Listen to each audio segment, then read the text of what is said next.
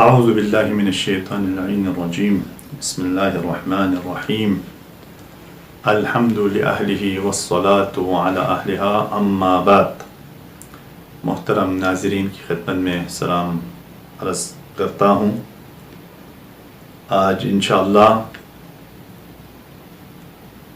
مہدویت کے عنوان پہ اہل سنت اور اہل تشیع کے درمیان جو مشترکات ہے اس کے بارے میں کچھ گفتگو کروں گا. یعنی نظریہ مہدویت پر اہل تشیع اور اہل تسنن کے درمیان جو مشترکات ہے، جو اتفاقات ہے، جس پہ متفق ہے، جس پہ عنوان پہ جن باتوں میں اتفاق رائے ہے، اتفاق نظریات ہے، ان کو بیان کرنے کی کوشش کروں گا.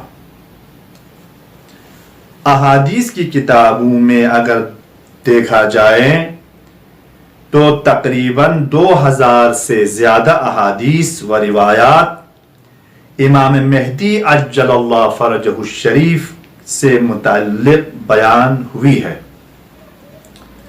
کتاب منتخب الاثر سے 157 شیعہ سنی کتابوں سے 900 کے قریب احادیث و روایت امام مہدی کے بارے میں جمع کی. یعنی کتاب منتخب الاثر میں جو ہے 157 شیعہ سنی کتابوں سے 900 کے قریب احادیث اور روایات امام مہدی سے متعلق جمع کی گئی ہے. یہ پہلا نقطہ. دوسری بات یہ ہے جن چیزوں میں شیعہ اور سنی مشترک ہے یا مشترکہ موقف رکھتے ہیں امام زمانہ سے متعلق، ان میں تقریباً جہاں تک بند حقیر کا مطالعہ ہے میں انشاءاللہ کوشش کروں گا 14 معصومین کے نام پر امام زمانہ حجت خدا ہے. 14 معصومین کے آخری جو حجت خدا ہے وہ امام زمانہ عجل اللہ فرجہ الشریف ہے. تو میں 14 معصومین کے نام پر 14 مشترکات بیان کرنے جا رہا ہوں. سب سے پہلا نظریہ جو مشترکہ موقف ہے شیعہ سنی کے درمیان وہ خود مہدویت کا نظریہ ہے. یعنی اسی نظریے کو، اسی عنوان کو جو ہے ہم شیعہ نے قبول کیا ہے، ہم اہل سنت نے قبول کیا ہے. تمام اسلامی امت کا اس بات پر اتفاق ہے کہ آخر الزمان میں مہدی عجل اللہ فرجہ الشریف کے عجل اللہ فرجہ الشریف جس کا نام مہدی ہے، جو کہ رسول اللہ کی اولاد میں سے ہوں گے، ظہور فرمائیں گے اور زمین کو عدل و انصاف سے بھر دیں گے.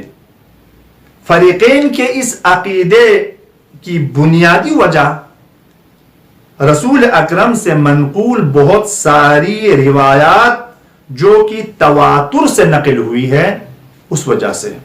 یعنی یہ مشترکات اور اس موقف میں شیعہ سنی کے اتفاق کی وجہ یہ ہے کہ اتنی ساری روایتیں امام مہدی سے متعلق نقل ہوئی ہے اور تواتر کی حد تک ہے، اس لیے اس میں کوئی دو رائے نہیں ہے. سب متفق ہے مہدی کے آنے کے بارے میں اور ظہور فرمانے کے بارے میں. اور یہ جو باتیں ہیں بحوث حول مہدی کے کتاب میں جو ہے صفحہ نمبر 62 اور 63 میں ذکر ہوا ہے. اب ہم کچھ اہل سنت کے شخصیات کے نظریات کو ہم بیان کریں گے. 1-2 شخصیات کا ہم ذکر کریں گے چونکہ وقت نہیں ہے. 8-7 منٹ سے زیادہ ہمارے پاس وقت نہیں ہے، اس لیے ساری باتوں کو تو بیان نہیں کر سکتے. کم از کم اس موضوع کے لیے کم از کم ایک اشرہ چاہیے. اب آتے ہیں ابن حجر عسقلانی، بہت معروف اہل سنت کی شخصیات میں سے ہے.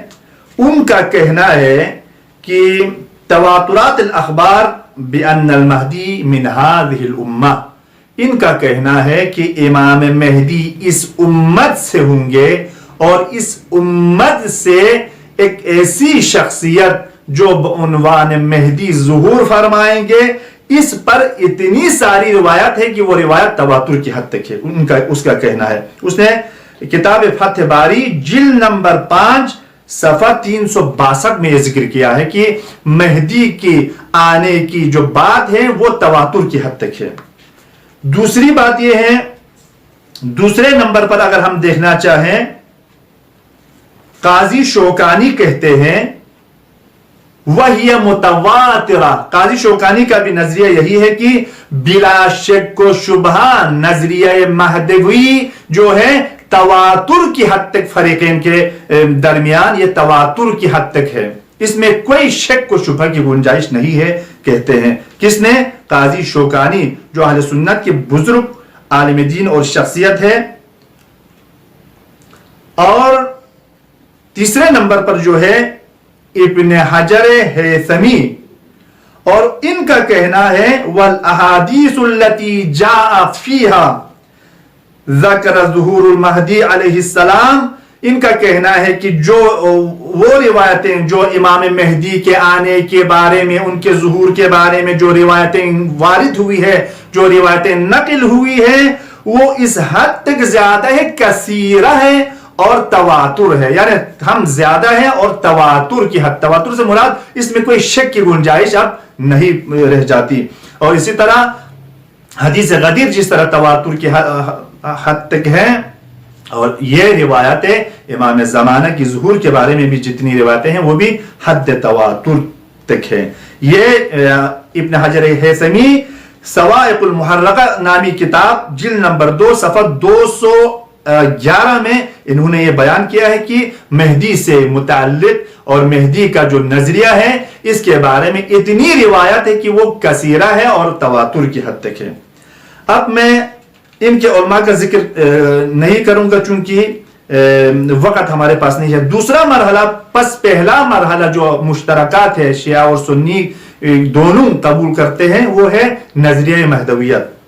دوسری بات، امام زمانہ پر عقیدہ رکھنا واجب ہے، یہ واجب ہے، اس کو ہم شیعہ مانتے ہیں، ہم اہل سنت مانتے ہیں۔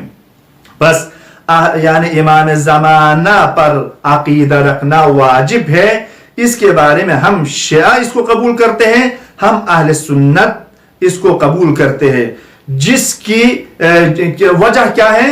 متعدد قرآنی آیات کی مصادیق میں سے امام زمانہ ہے۔ امام زمانہ متعدد آیات قرآنی کے مصادیق ہیں، اور ان آیات میں امام زمانہ کے بارے میں ذکر ہوا ہے اور ان کے ظہور کے بارے میں اور ان کے آنے کی خبر دی ہے۔